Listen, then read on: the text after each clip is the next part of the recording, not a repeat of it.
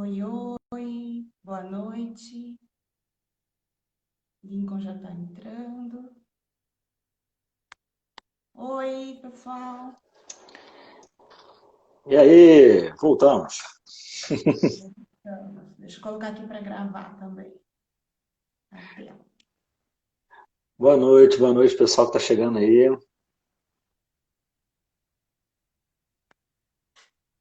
Olá. Ô, Vanessa, quanto tempo, hein?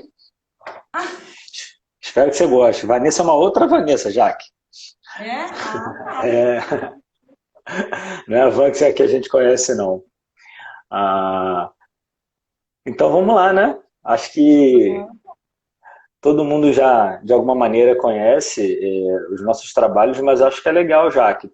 Pelo menos você começar se apresentando um pouquinho, rapidinho, né? Para quem veio através do meu convite poder te conhecer e depois eu faço mesmo. Uhum. Oi, pessoal. Meu nome é Jaqueline França, sou psicóloga, trabalho há 10 anos com pessoas com autismo, né? Na Inspirados pelo Autismo eu estou desde 2016, né? E eu atendo crianças, adolescentes e adultos, né? Aqui em Cuiabá.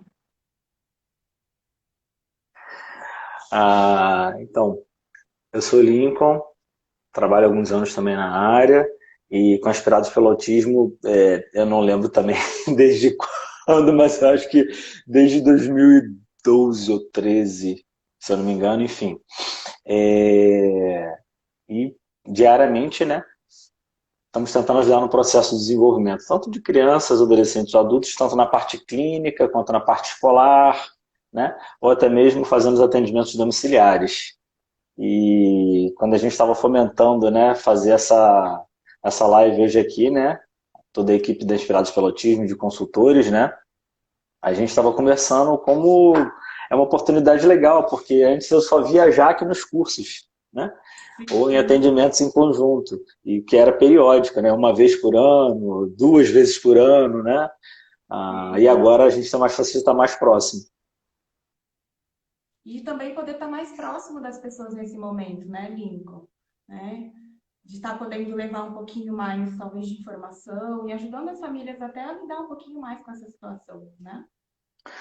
Sim, sim. Uma coisa que as pessoas às vezes me perguntam, já que você falou que você é psicóloga? Sim. Então, ótimo. Vira e mexe as pessoas me perguntam, eu falei, bom, é uma informação que eu acho que para algumas pessoas vai ser relevante saber, né? Eu acabei esquecendo, por isso eu lembrei de perguntar. Eu sou educador físico e psicomotricista, além de consultor do Inspirados pelo Autismo, né? Então vamos lá, bora ao que interessa, né? Vamos, hoje a gente vai falar sobre responsividade, que é um dos pilares da abordagem, né, Lincoln? Inclusive, a gente incorpora a responsividade e acaba, né, até na forma de lidar com as pessoas, a ser mais responsivos, né? Mas o que que é essa responsividade, né? Sim, e acho que um bom ponto de partida, né, é a gente pensar em diferenciar duas coisas, né? O que são sinais sociais e o que são iniciativas sociais, né? Muitas pessoas não têm noção dessa nomenclatura, né? Ou até mesmo, quando tem noção, não sabe a distinção entre elas, né? Iniciativa social é quando a pessoa tem, obviamente, a iniciativa ou o desejo e coloca para fora, de alguma forma, aquela intenção comunicativa dela. E sinal social, ela não tem essa intenção comunicativa. O sinal social é algo que involuntariamente é quase um reflexo do que a pessoa está pensando, está sentindo. Vai. Se eu começasse a falar assim agora. Então, Jaque, vamos lá, né? Eu não estou comunicando nada para Jaque, mas esse sinal social, esse sinal corporal que eu estou enviando para ela pode transmitir uma mensagem e a Jaque pode, na mesma hora, olhar e falar assim: ok, tá cansado, Lincoln? Você não dormiu bem essa noite? Então, ela identifica esse sinal social, né? Isso é super importante, acho que no processo de relação que a gente vai ter e tem com pessoas com diagnóstico de autismo ou transtornos similares, por quê? A maior parte delas tem dificuldade na área da comunicação e linguagem. Então, quando a gente identifica esses sinais, a gente está a um passo de ajudar ela a transformar esses sinais em comunicação. Uhum. Me lembrou algumas situações de quarto de brincar, né, Lincoln? Por exemplo, crianças que às vezes têm dificuldade em iniciar a interação. Mas ela tá lá andando pelo quarto de brincar e ela se aproxima da bola de pilates e ela meio que rola na bola de pilates, né? Passa a mãozinha na bola de pilates. A gente pode identificar isso como um sinal social que pode ter um potencial para comunicação, né? Eu posso, por exemplo, oferecer os dois As que a gente faz, né? Que é o primeiro A de apreciação, né? E falar, nossa, você colocou a mão na bola de pilates e eu acho que você quer pular na bola de pilates, né? Então essa criança vai começar a perceber, ah, tá, então o fato de eu colocar a mão na bola, isso pode fazer a Jaque entender que eu quero pular na bola. Então, na próxima vez, né, que eu quiser pular na bola, eu posso usar esse sinal como um sinal para iniciar uma interação, né? Sim, sim, perfeito. E muitas pessoas às vezes se perguntam, né? Não, mas, ué, mas ela colocar a mão em um objeto pode ser um ato de comunicação? Sim. Quando bem pequenininhos, né, as crianças aprendem a fazer isso. Elas querem alguma coisa que elas não conseguem, ajuda para abrir um pote ou algo, elas vão lá e colocam a mão sobre aquilo, ou até mesmo te entrega aquele objeto para que você possa o ajudar, né? Então esse é um gesto comunicativo muito importante, né? E se a gente faz o que a Jaque comentou de identificar esses sinais e já dar um modelo para ela, né, de resposta e de comunicação, a gente acaba amplificando as chances dela utilizar essa forma como uma comunicação no futuro. Ótimo exemplo. E esse olhar responsivo, né, quando a gente internaliza, faz com que a gente fique até atento, né, a tudo que a criança faz, de forma a ajudar ela e acreditar que aquilo que ela está fazendo pode ter potencial para se comunicar, né? E dar esse poder para a criança de que, olha, você pode usar o seu corpo para se comunicar, né? Olha, você pode usar os seus olhos também para se comunicar. Sim, sim. Uma das mais comuns, né, é o que você acabou de falar, o contato visual é um dos sinais sociais que as pessoas às vezes ignoram, né? A criança ter uma ausência de contato visual, às vezes já te diz muita coisa. Né? Às vezes você faz um convite, às vezes você oferece algo e a criança ela estava olhando para a sua direção e ela tira o olhar da sua direção. Né? Em muitos momentos acho que vale a pena guardar alguns segundos, olhar os outros sinais sociais que compõem, né, a movimentação dela, como a posição de cabeça, direcionamento do corpo, para poder perceber se realmente ela está disponível para aquilo que você ofertou, se ela deseja aquilo ou não. Sim, né? Estar atento também aos sinais relacionados a toque físico, né? Da criança que às vezes tem dificuldade de se aproximar, né? E fazer contato físico, mas em determinado momento ela passa por você, ela encosta em você, ou ela pega na sua mão, né? Para mostrar que ela quer alguma coisa da prateleira, ela pega na sua mão para te levar até a cozinha, né? Então, nesse E momento, por mais que eu quero, ok, a minha meta lá é que essa criança fale, mas se ela pegou na minha mão, isso é muito importante, né? Isso é um sinal muito importante, isso é uma iniciativa social que a gente pode comemorar, valorizar e oferecer o segundo A, que é a ação, né? sim, olha que legal, Jaque. O Guilherme, de 14 anos, colocou aqui agora que ele tem autismo, pelo que eu entendi, ele rapidinho, e a mãe dele, mesmo quando ele não falava, já entendia o que ele queria pelos olhos. Sim, Guilherme, as mães têm quase uma função telepática, né? É uma simbiose com os filhos e isso é muito lindo, lindo de ver, né? E aí o grande trabalho que às vezes enquanto profissional a gente tem é ajudar essa mãe que já sabe o que o seu filho quer, com pequenos sinais, a ajudar ele a subir esse degrau de comunicação, né? Então, ao invés dele só levantar a sobrancelha para dizer o que ele quer e a mãe já sabe o que ele quer, ok, vamos ajudar ele a levantar a sobrancelha, mas fazer um outro gesto comunicativo que possa ser compreendido pela sociedade, né? Uma coisa que eu lembrei, Jaque, que não é tão comum, na verdade é mais comum do que a gente imagina. Eu ia colocar de outra forma. É, algumas pessoas elas vão falar com a intenção de comunicar algo, mas elas não vão olhar para a gente. E aí também o que acontece? A maior parte das pessoas espera que a pessoa com autismo olhe nos olhos e fale.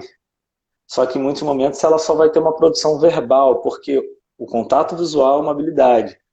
A fala, a comunicação verbal oral é outra. Combinar essas duas ao mesmo tempo nem sempre é fácil. né? Para a gente mesmo, enquanto a gente está falando, às vezes a gente quebra o nosso olhar para pensar, mas não para de falar. Depois a gente volta a olhar para a pessoa.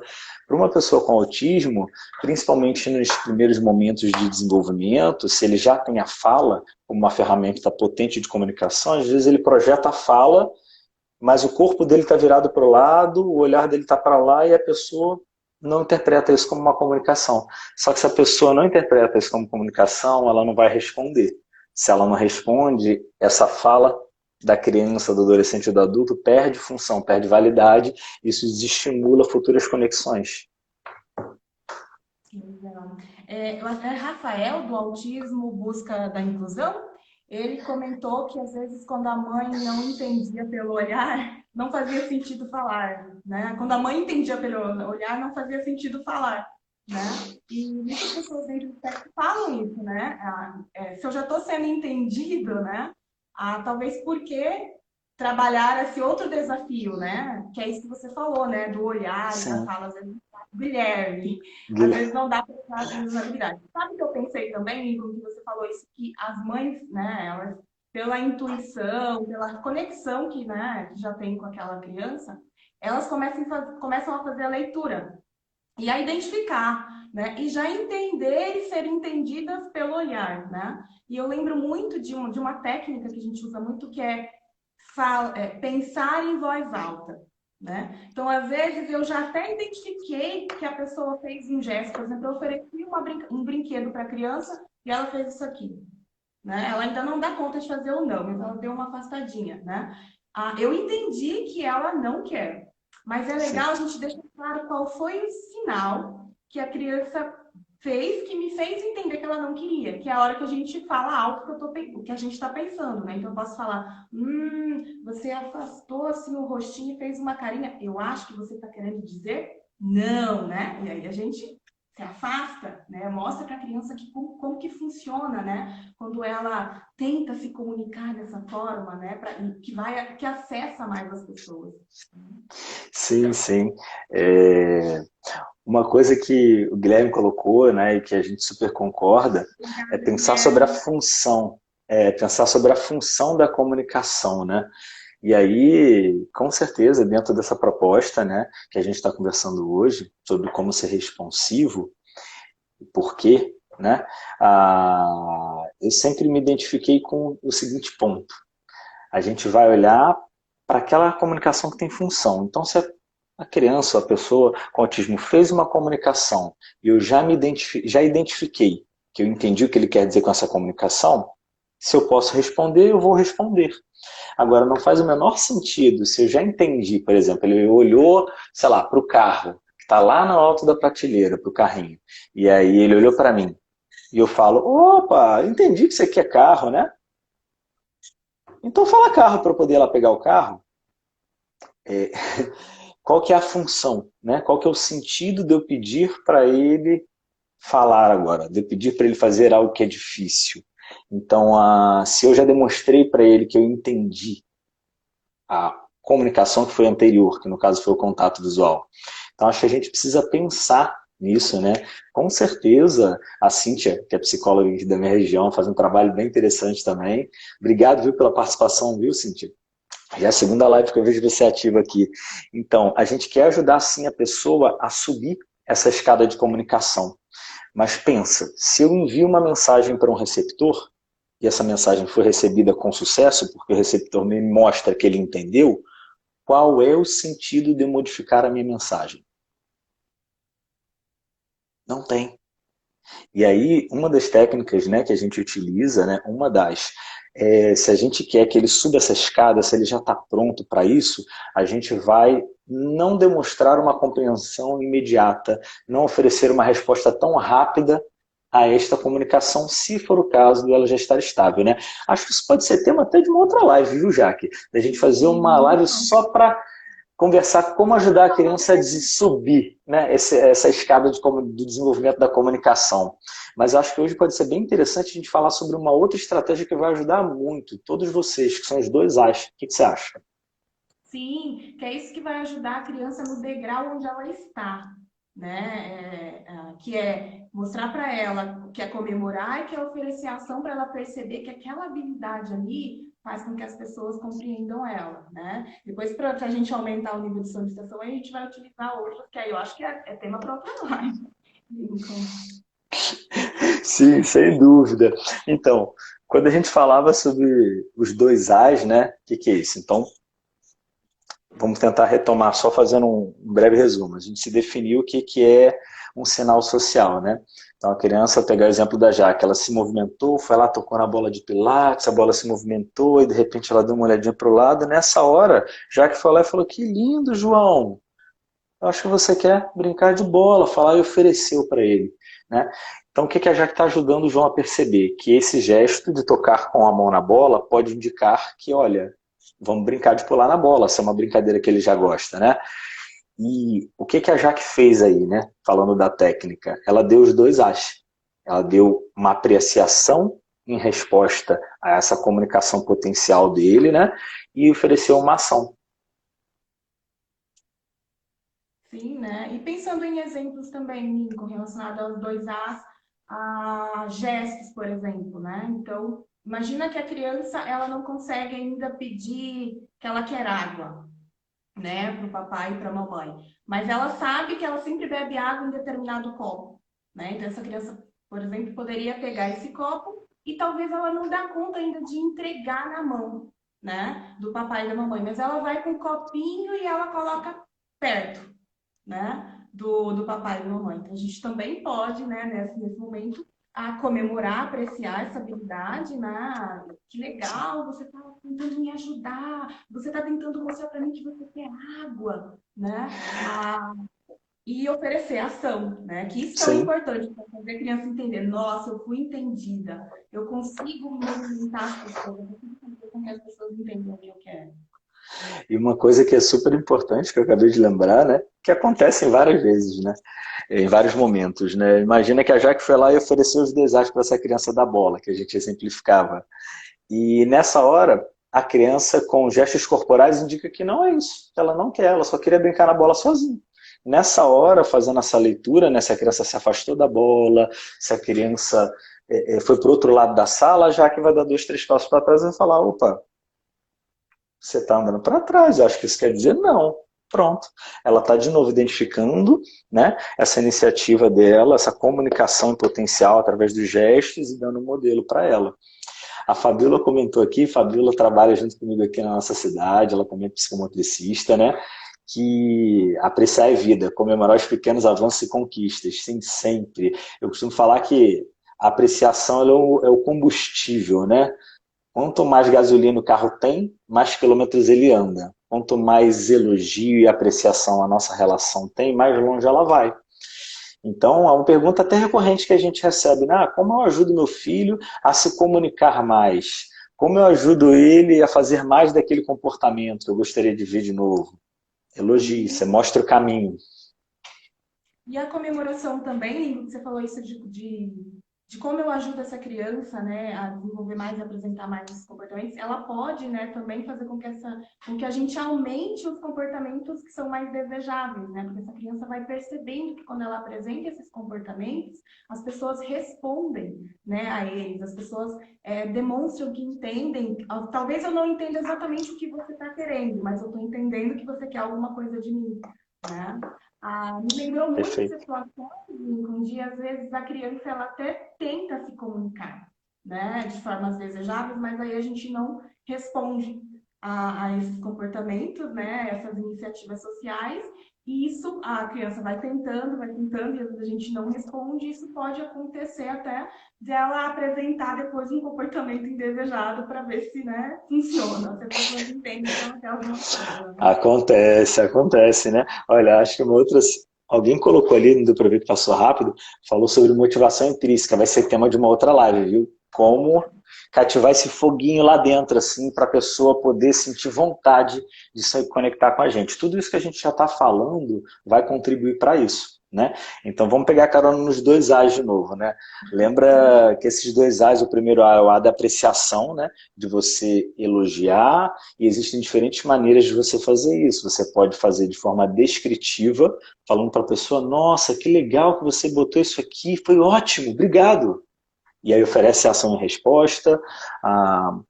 Aproveito para dar um parênteses e já responder algumas perguntas que são clássicas, tipo, mas o meu filho entende quando você fala?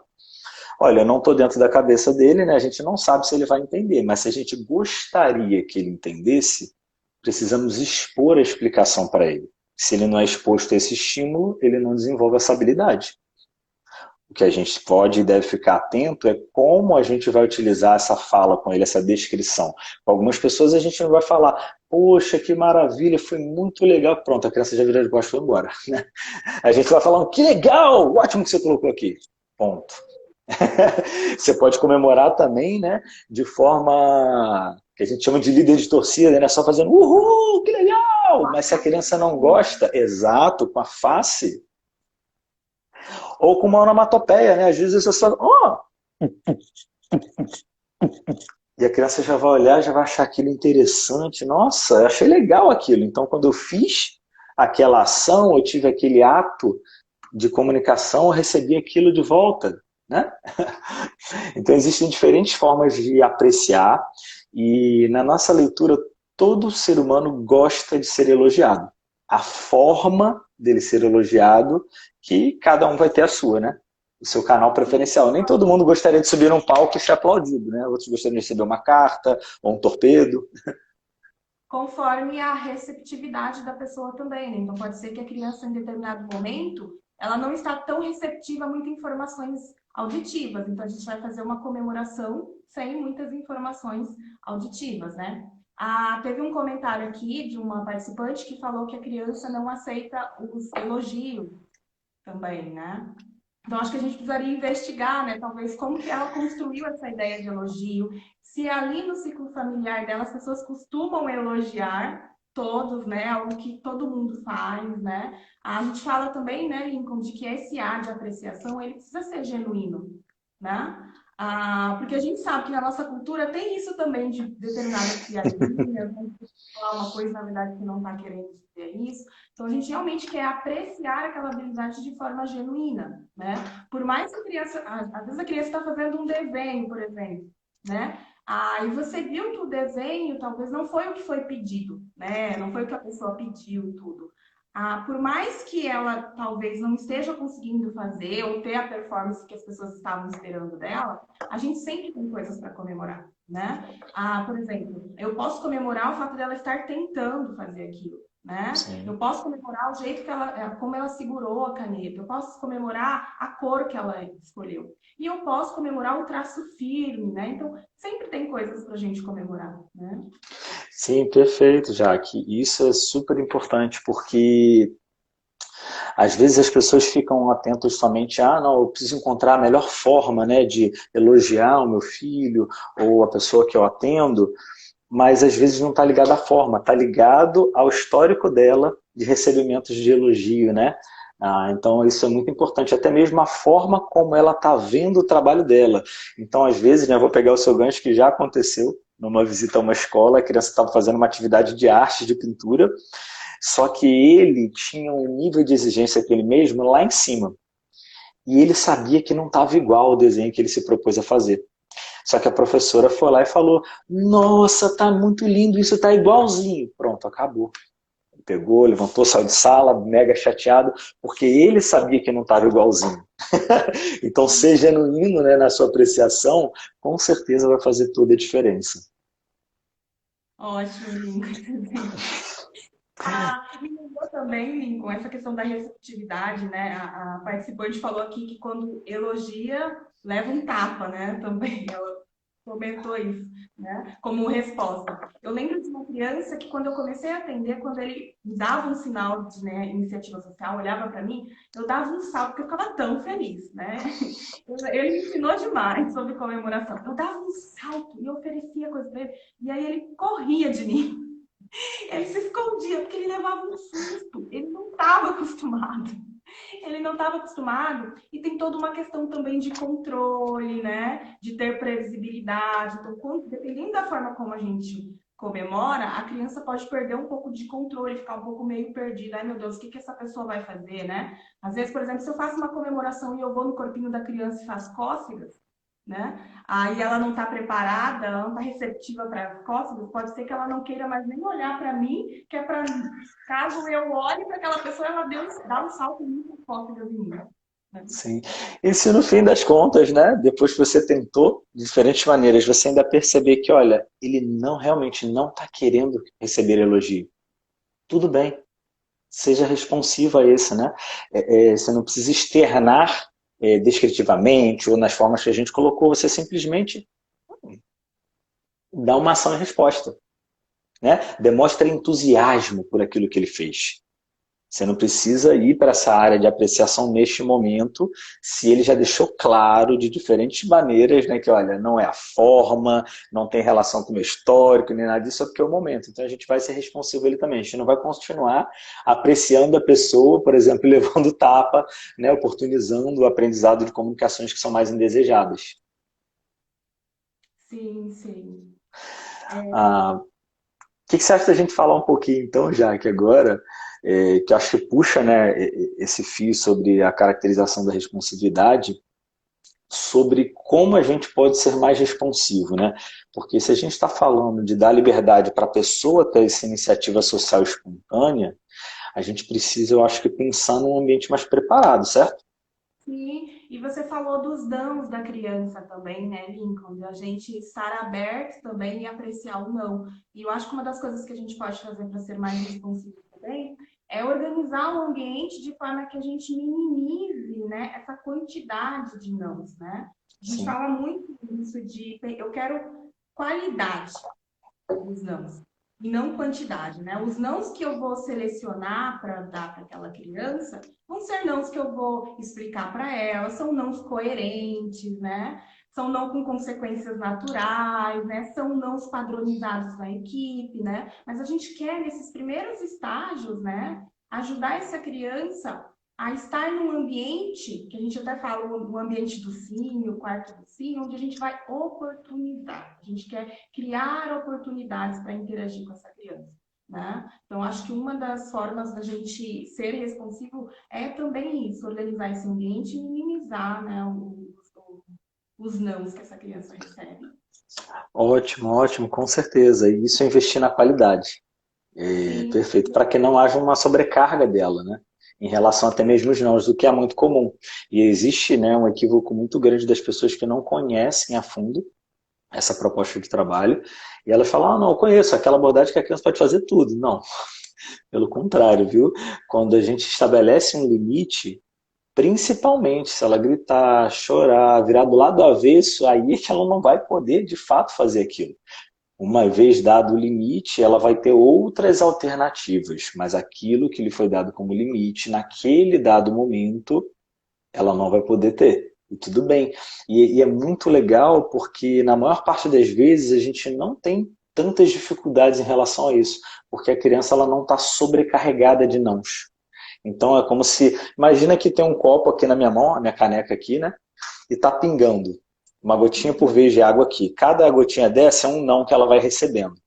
Né? Só que chega uma hora que bate uma gotinha só, é um não que você disse, e você fala assim, nossa, mas eu só falei que não podia agora, e bum, ela já transbordou toda, ficou toda desorganizada, mas foi enchendo esse copo, né? Se você for contabilizar quantos nãos ela recebeu em uma hora, né?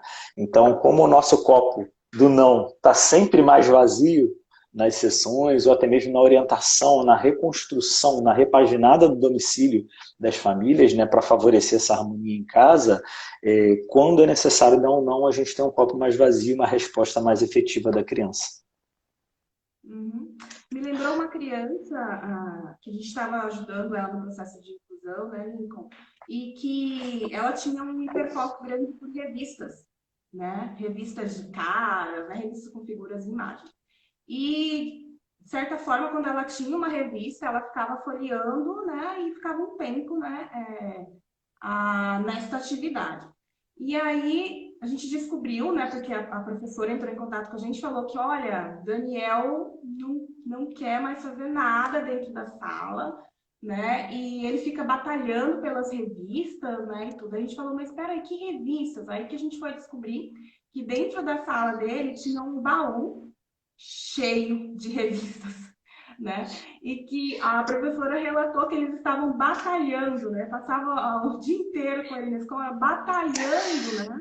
Em relação a ele, queria as revistas e ele não aguentava ainda conter os impulsos dele quando ele via um objeto de isolamento dele, né? Então aí a gente falou sobre isso, né? Da gente escolher, né? De como que a gente pode manipular esse ambiente, né? De que talvez nesse momento, né, no estágio de desenvolvimento dele, era muito difícil para ele ficar vendo 100 revistas ali disponível e não poder pegar, né? E aí a gente sugeriu que a gente organizasse o ambiente, que a gente retirasse esse baú cheio de revistas, já que, que ele não vai poder, né, manipular.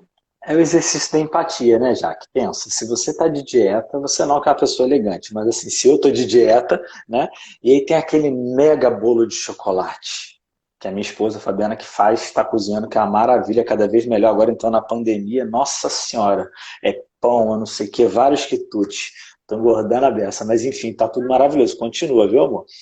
E aí, imagina que eu estou de dieta, resolvi. Terminou a pandemia, vou voltar, vou fazer uma dieta agora, tal, vou tentar emagrecer. Ela vai fazer aquele mega bolo de chocolate, que eu adoro, ou formigueiro, que é melhor ainda, e bota lá em cima da mesa. Aquele bolo vai ficar olhando para mim, tipo assim, venha cá. Então, exercício da empatia, gente. Se é hiperfoco da criança, vai ser mais difícil ainda dela conseguir controlar isso, ainda mais na escola. Acabaram de colocar aí, muito bem lembrado, que é um lugar onde ela já não tem tanto controle. Controle, ela não conduz tanto, ela é mais conduzida para os diferentes blocos de momentos. E se ela não controla tanto, ela se sente menos confortável. Okay? Então é mais difícil dela receber limites se ela ainda está nesse processo. Okay? Falando também de estratégias, né, que a gente pode ser mais responsivo, dar opção de escolha para as crianças também, né, isso pode dar uma sensação para elas de que elas podem ter mais controle sobre si, né, então o que a gente costuma orientar, né, a criança, por exemplo, tem que ir para a escola, e na escola não pode ir de chinelo, né, então existe essa regra, esse limite que a gente precisa seguir. Mas eu posso, por exemplo, oferecer duas opções possíveis, né? Opções que eu já pensei nelas e eu já trago para a criança como as possibilidades, né? A criança, você vai avisar para ela que, olha, não tem como, eu sei que você quer ir de chinelo, que é gostoso, entre um arzinho, o pé respira, mas, né, para ir para a escola tem que ser um sapato fechado. Então, olha, você tem essas duas opções. Sim, e é muito legal essa estratégia, Jack, porque você dá controle, mas no final das contas o controle é seu, né? Você dá um controle falso para ela, né? Você permite que ela escolha, de repente, o tipo do calçado, se é do super-herói que ela gosta, né? Enfim, mas está ali, é mega motivador e ela pode escolher. Quem vai decidir é ela, né? Você ainda joga para ela, você vai escolher com qual você vai. Mas, no final das contas, você sabe que quem está controlando ou conduzindo esse momento é você, né? Que está impondo um limite, só que de maneira mais generosa. Ok, pode falar. Também, usar máscara, né? Eu tô trabalhando com algumas famílias aqui de como está sendo difícil para as crianças usar máscara. E uma das dicas que eu dei é fazer as máscaras, né, do hiperfoco da criança, dos desenhos que ela gosta, e dar como opções, né? Olha, infelizmente a gente tem que usar a máscara para sair, né, para fazer as coisas, mas você pode escolher, né, entre a máscara do Batman ou a máscara dos carros. Né? E aí a criança escolhe e ela se sente, né? Nossa, escolhi. Sim, aqui, por exemplo, já aqui na minha cidade, acho que a vontade é tanta de sair de casa que as crianças estão colocando a máscara mais fácil que muitos pais imaginam, viu? Que tá com uma mega vontade de sair de casa. Ok, então assim, essa manipulação do ambiente, ela é muito importante para que a gente consiga ser responsivo, né? Se eu, enquanto profissional, eu deixo lá a minha mesa de vidro no meu consultório, com várias coisas ali ao acesso, e talvez essa criança tenha uma movimentação mais ativa, ela vai querer pegar cada um daqueles objetos e ela não vai poder pegar da maneira que ela bem quiser, pronto, você está, acho que, impulsionando muitos limites que você vai precisar dar. Entendeu? Então, se você vai receber uma criança com esse perfil, talvez seja melhor você colocar um sistema de prateleiras ou tirar do campo de visão, né? Para dar mais liberdade de movimento para ela. E aí, se você pegar qualquer um dos teóricos mais famosos, eles vão ratificar isso que a gente vai colocar agora, que a linguagem, né, a comunicação da pessoa, ela se estabelece muito a partir da liberdade dos movimentos que a pessoa tem. Então, quanto mais eu estou tolhindo a liberdade de movimento de uma criança, principalmente, eu estou tolhindo a possibilidade dela se comunicar. Então, estou dando uma olhada no relógio aqui, né? E eu acho que a Vamos lá, gente vamos lá. a falar sobre os benefícios da responsividade, né? O que, que a gente quer desenvolver na criança. O que você acha? Não, acho que pode ser uma ótima ideia, já que se deixar a gente fala a noite inteira. É bom falar que a gente gosta, né? O que a gente percebe muito na pessoa dentro do espectro é o que a gente fala de ação social, né? As pessoas falam com ela, né? As pessoas estão interagindo com ela, estão falando, estão dando solicitações, estão explicando, mas às vezes a criança está com o olhar olhando para o lado, olhando para os objetos, né? Então isso a gente chama de ação social. Isso não é uma interação social no sentido de que não tem aquela valsa, né? Que é a troca de papéis, né? Eu falo com você e você é recíproco, me dá um sinal, me dá um feedback, seja um olhar, né? Seja um sonzinho, seja um movimento na cabeça, né? Eu acho que uma das coisas que a gente quer principalmente ajudar essas crianças sendo responsivo é fazer com que elas fiquem mais ativas na interação. Que elas percebam que, opa, eu estou aqui parada, é você que precisa mostrar para mim, né? Você tem esse poder. Eu tiro um poder que eu tenho de adulto, de dirigir você, de dizer o que você tem que fazer naquele momento, como você vai fazer, a hora que você vai fazer, e eu dou esse poder para a criança, né? É como se eu fosse a gente vira meio que um eletrônico, que o controle está lá na mão da criança, né? E ela vai me movimentar. E ela vai me movimentar como? Apertando os botãozinhos. E quais são esses botãozinhos? Contato visual, né? Se comunicar de alguma forma, utilizando o seu corpo. Então, eu vejo que uma das coisas que a gente percebe de uma mudança muito grande, né, no perfil de uma criança, quando a gente traz a responsividade de uma forma bem intensa, é que a criança ela fica muito feliz, né, porque é muito gostoso, né, poder dizer o que a gente quer, né, e se sentir valorizado. Elas começam a movimentar as pessoas. Elas já chegam já pedindo o que elas querem. Elas também vão dar um pouquinho mais de trabalho, porque elas vão dizer agora o que elas não querem também, né? É aquele ditado, né? Quem nunca comeu do meu lado, quando come, se lambuza. Então, assim, quando as crianças começam, algumas delas, né, nessa proposta, elas ficam mais mandonas mesmo no início, porque elas percebem que, nossa, é tão gostoso esse negócio de poder decidir o que eu quero fazer, sabe? Nesse momento, o que eu quero brincar, qual é a função que eu vou dar para um objeto, olha! Então, ela vai se deliciar com isso e tudo bem, viu, gente? Isso passa. Por quê? O ser humano ele aprende através do modelo. Então, a criança vai pegar o nosso modelo de flexibilidade com ela. Mas lembra, a gente não é permissivo, é diferente. A gente é flexível com ela. A gente é flexível porque a gente sabe dos atuais desafios dela. Ao invés de pedir para ela subir todos os degraus para encontrar a gente lá em cima, não. A gente vai descer alguns degraus para poder encontrar com ela aqui embaixo. Sabe, ninguém. Eu fico muito curioso em relação a isso, Jack, porque ninguém pede para um cadeirante subir um monte de escadas. Porque tá óbvio que ele não vai dar conta de subir aqueles tanto de degraus ali, né?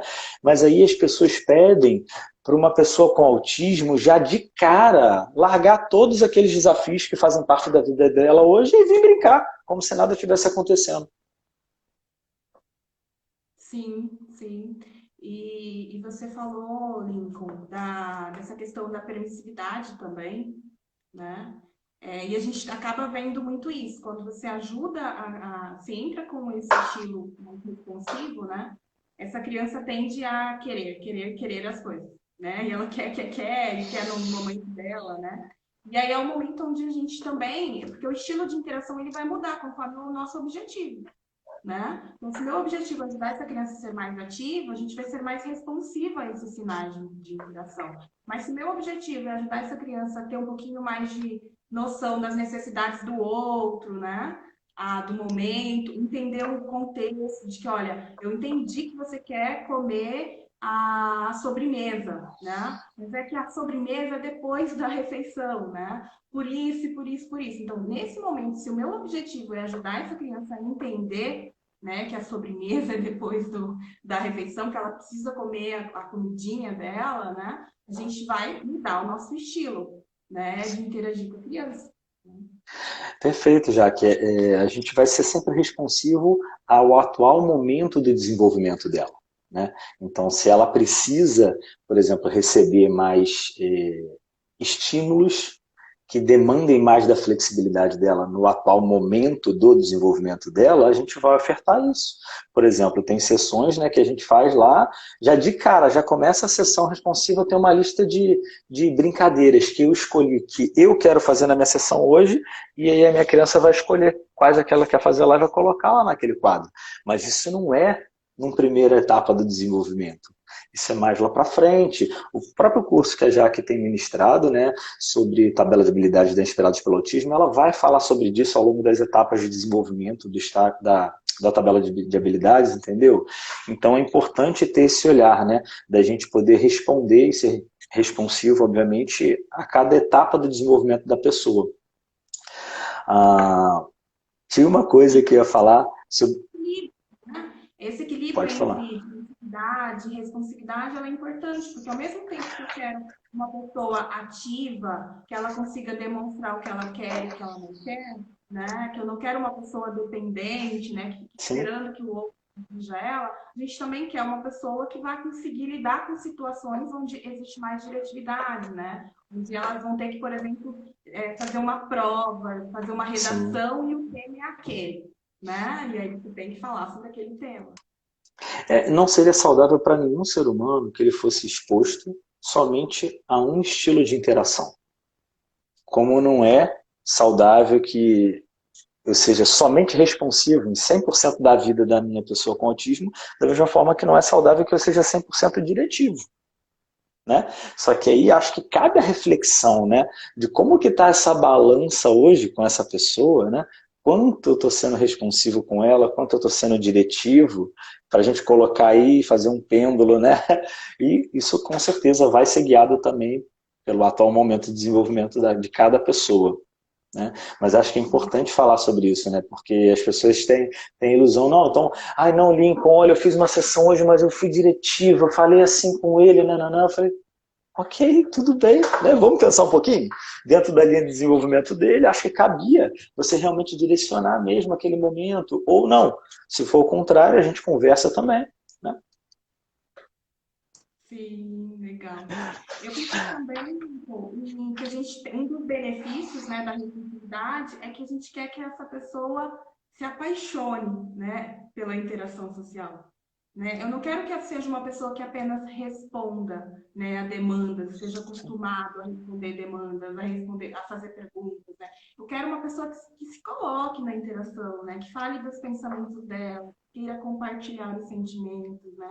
Que queira compartilhar as coisas que ela mais gosta, que queira dizer para o outro, né, sobre o seu universo, né?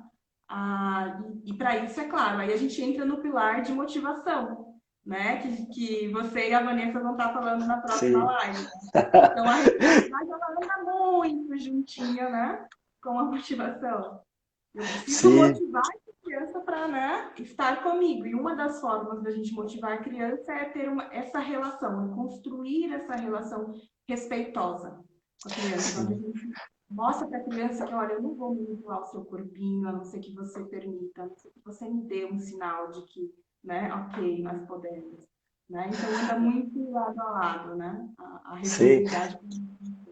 E é muito legal como isso se dá na prática, porque às vezes você vê lá, a criança tá doida para subir em cima da bola e pular. Né? Ela tá ali vibrando, querendo fazer aquilo. E você tem a oportunidade de pegar ela e colocar lá em cima, porque você é maior, é mais forte que ela, é uma criança, uma pequenininha. Mas se você faz isso, talvez você vá minar, sabe? a oportunidade dela, ok, consegui, eu vou lá agora, né? Ou talvez ela se assuste e saia da interação. Então a gente precisa controlar, né, o nosso desejo. E aí foi bem legal que eu conversei em uma live tempos atrás aí com o pessoal, já que sobre o conceito do querer sem necessitar, né? Sim. Eu quero brincar com ela, eu quero oferecer isso para ela, mas eu não necessito que ela faça agora, para eu me sentir feliz e satisfeito de estar ao lado dela. Né? Então acho que a gente é sempre bom lembrar disso. Então, me lembrou agora de, eu acho que é no módulo 1, né, no presencial do curso da Inspirados, que mostra um vídeo seu, você tentando colocar a cuequinha, ajudar a criança a fazer cocô, alguma coisa, que era justamente para Sim, falar sobre atividade, né? Conta um pouquinho aí pro pessoal que não fez o curso 1 da Inspirados. sim, sim. Você está falando do vídeo do Arthur, eu acho? Não, É o que eu é, vou da ajudar ele a cueca. colocar. Ah, não, é o do Vini, que ele tá com cocô na cueca. É isso? Aham, Ele fez cocô na cueca, eu quero ajudar ele a trocar. Então, até isso. nessas horas, a gente pode ser responsivo, né? É óbvio que a gente estava num ambiente controlado, né? E o Vini tinha feito um pouquinho de cocô na cueca, ele estava brincando comigo de voar no meu colo. E aí, obviamente, ali eu tinha um grande motivo para explicar para ele o porquê eu não poderia continuar a brincadeira. E aí eu lembro que a minha explicação foi muito natural, saiu e falei assim, Vini, mas não dá para eu continuar rodando você aqui, senão o cocô vai voar pela sala inteira. Então a gente precisa lá trocar o cocô. Mas eu não manipulei ele fisicamente, eu não peguei ele, levei ele até o banheiro, não baixei a cueca dele. Eu aguardei o tempo para que ele permitisse. Somente quando ele deu a permissão, a gente foi até o banheiro, os pais dele estavam na sala ao lado, participaram da movimentação, foi lá, fez toda a higienização, pronto, a gente voltou para o atendimento. E na época, estávamos fazendo um projeto de imersão, né, com Inspirados, e tinha uma outra consultora nossa, a Juliana, que estava com a gente. Né, esse processo comigo durou uns 20 minutos, para ele permitir que eu retirasse, trocasse, né, a roupa dele. E aí, na sessão da Juliana, que foi mais tarde, ele não demorou nem 5 minutos, Jaque, para permitir que ela trocasse a cuequinha que escapuliu de novo, e aí ele já permitiu de cara, porque ele percebeu um padrão de resposta, né? Então é bom falar sobre isso agora também, porque às vezes só uma pessoa na casa, né, ou só o profissional, ele toma uma atitude mais responsiva e a criança começa a fazer leituras, né, e aí começa a interagir de forma diferente com cada uma das pessoas.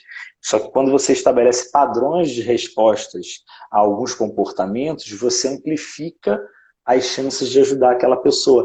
Por isso que a gente gosta tanto do trabalho, né, inter e multidisciplinar, que é sempre muito rico, são grandes aprendizados. Sim, eu acho que nesse exemplo que você deu, né, com o Vini, que aparece muito de responsividade é não ter pressa, né, Lincoln? Então, talvez a gente você não chegou a fazer, né, ajudar a criança a fazer a higiene no tempo que você imaginava, porque não é o tempo, não. Né? É o tempo de processamento da criança, é o tempo dela entender, né, que para o corpinho dela seria melhor, né, se ela trocasse antes, né? Então, ser responsivo é também seguir o tempo da criança, né? Perfeito, Então, Jaque.